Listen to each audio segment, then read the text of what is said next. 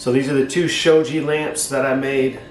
This is the one you're going to see in the video. This is the first one that I put together right here.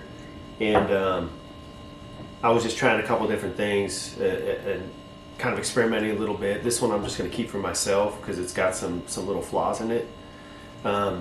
This one I made a totally new jig for this one. So the cuts would be a lot cleaner and everything would just come out more precise, because one of the things I realized or learned about making these Shoji lamps is you want a jig that can cut everything very precise, particularly with the panels. The panels need to be need to lock in really cleanly, and then all the dimensions need to be very square or very rectangular so they fit and pop in really nice. These pieces on the first lamp, these were actually square dowels that I just bought, and then I just cut grooves into both sides of these so I could fit these smaller dowels in. This square stock I custom cut, and then I think the bigger ones, or the smaller ones that fit inside, these are also square dowels that I just bought. But overall, this one turned out a lot nicer. It's got a nicer cord. Just the cord and the lamp stand on the inside, I think all the pieces for that alone cost me $50. Whereas this one is just a little cord. This smaller lamp, I'm just using an Edison bulb in the middle, and then the cord I just bought from Ace Hardware, and I think it was like $5 or $6, and then the lamp was like $5. But yeah, like I said, this one I'm going to just keep for myself and use as a reading lamp. This one, don't know what I'm doing with it yet, but I am willing to sell it. As far as price, I don't know yet. But it took some time, and it was intricate.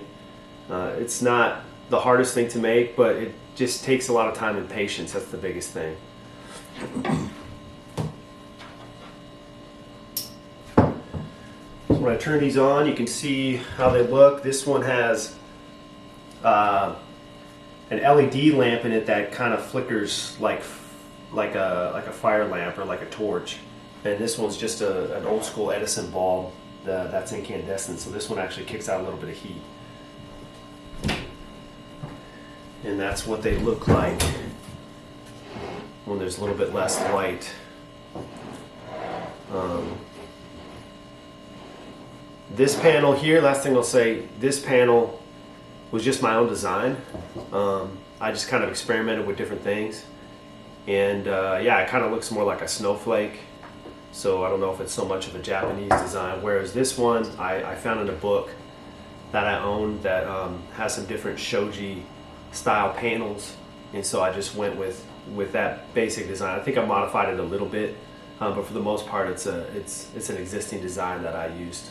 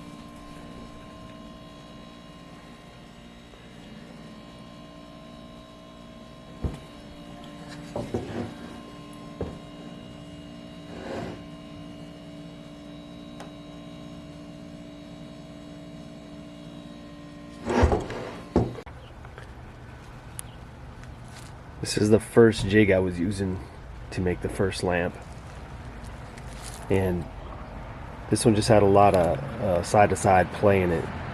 So when I was pushing through the saw, you would get a little wiggle, and so some of the cuts weren't super clean. And then this Kumiko board jig I made, this is the key right here. Got a little key that just slots in, and they're each separated by 10 millimeters. When I put these cuts halfway into this board, I thought I had them perfectly spaced, but they might be off by you know, like 1/20th of an inch or something like that. So, you know, less than a millimeter. It's a very tight tolerance, but it needs to be tighter than that. So I made a new board, or a new sled, kind of a miter sled with a rail, and then I actually bought these metal rails that fit inside the saw stop really tight, so I don't get really any side-to-side play. Once I'm pushing through, it's not shifting side to side. And then I made a brand new wider kerf Kumiko to accommodate a wider straight edge saw blade, but also the tolerance of these notches in this board are very, very close. So when I made the second lamp, I used this setup here, this whole sled with this Kumiko board, and then here's the key here. But yeah, suffice to say, the second lamp came out a lot cleaner and everything fit together a lot better because I have the tolerance a lot tighter on this board, and then the sled doesn't have any play to it. So far I have cutting boards, the boxes, and I'm going to make a few Kumiko lamps. I got this book by Matt Kenny, The Art of Kumiko, to help. I bought some of his jigs for the cutting, different angles. And of course it comes with a bunch of these, I think it's basswood strips. So it's a nice little kit that I got. So with the Kumiko lamps, I have a fair amount of walnut. I have some big slabs inside my house as well that I can cut up into different square sizes. But I'm kind of short on time right now. I don't have a lot of time to get these done. I only have about a week and a half, and I got a whole bunch of other stuff I got to do in between then. So what I did is I just bought a bunch of square dowels, and these are close to the different sizes I'm going to need to make the lamps. So I'm just going to cut these down to size and just work with these square dowels to make the frame for the lamps. But the first thing I'm going to do is make the pattern design part, and so I need to make a little jig for that, and then I'm going to cut the little slots in these strips here and then snap them together to make the frame, and then I'll put the pattern inside of it, and then from there I'll put the dimensions of the frame on these pieces here, and then I'll start to assemble everything. Made this little Kumiko cut board with 10mm spacers. There's a little key. So I'm gonna do some test cuts to see how this works out. I think it should be alright though. We just need to try it out real quick. I'll line it up. And we're gonna clamp it down.